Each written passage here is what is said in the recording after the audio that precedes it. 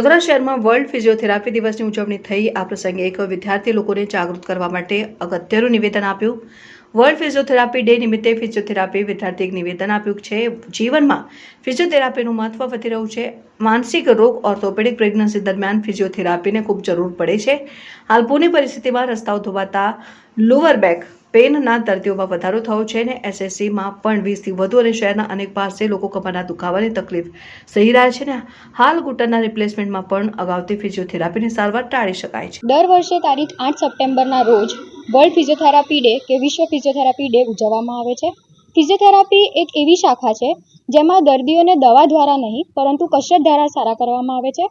ફિઝિયોથેરાપીમાં હાથેથી કરેલો સારવાર કે પછી મશીનરીથી આપેલો સારવાર આપવામાં આવે છે અને ફિઝિયોથેરાપી શારીરિક રોગ જ નહીં પરંતુ માનસિક તણાવને દૂર કરવામાં પણ આખી ભૂમિકા નિભાવે છે અને ફિઝિયોથેરાપીની અવેરનેસ અત્યારે આપણા સોસાયટીમાં બહુ ઓછી છે લોકોને, પણ અમે અમારા દ્વારા કે પછી કાલે જે અમારા ઓપીડીમાં ઉજવણી થઈ ફિઝિયોથેરાપી દિવસની એના દ્વારા પેશન્ટ્સને તથા એમના આવેલા સાથીજનોને એ અવેરનેસ વધારી શકીએ તેના માટે માર્ગદર્શન આપ્યું હતું અને અત્યારે પૂરના સમયમાં ફિઝિયોથેરાપી બહુ મોટી ભૂમિકા નિભાવે છે।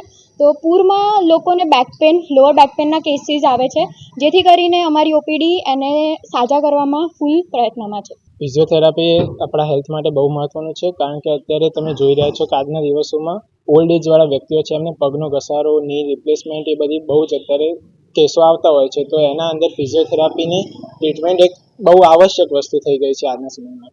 એ ઉપરાંત ફિઝિયોથેરાપીની ફિલ્ડ એ કોઈ નાની ફિલ્ડ નથી। એના અંદર ન્યુરો છે, પછી પીડિયાટ્રિક્સ છે, પ્રેગ્નન્સીના અંદર એ બહુ ઇમ્પોર્ટન્ટ છે ફિઝિયોથેરાપી। એ ઉપરાંત ઓર્થો છે, બીજા ઘણી બધી ફિલ્ડના અંદર અત્યારે ફિઝિયોથેરાપી આગળ વધી રહી છે અને અત્યારે દિવસે તમારે ની રિપ્લેસમેન્ટ થાય એના પહેલાં પણ તમે જો ફિઝિયોથેરાપી કરાવો તો એ તમારા ની રિપ્લેસમેન્ટના ઓપરેશન અને સર્જરી છે એ બચાવી શકે છે, તમને એ નહીં થવા દે એમ। તો અત્યારે એ ફિઝિયોથેરાપીની ફિલ્ડ બહુ ઇમ્પોર્ટન્ટ છે।